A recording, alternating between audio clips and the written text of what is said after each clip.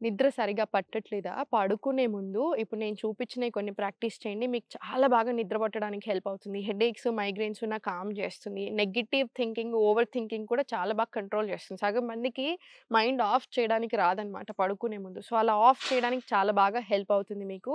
First వచ్చేసి ఓం మంత్ర chanting తీసుకోండి. మీరు పడుకొని సుపైన్ పొజిషన్‌లో కూడా చేసుకోవచ్చు. నోస్ నుంచి ఇన్‌హేల్.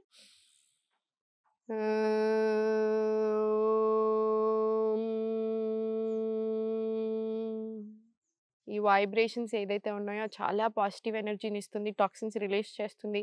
చాలా చాలా మంచిది బాడీకి. సో, 5-10 రౌండ్స్ మినిమమ్ వచ్చేలాగా చూసుకోండి.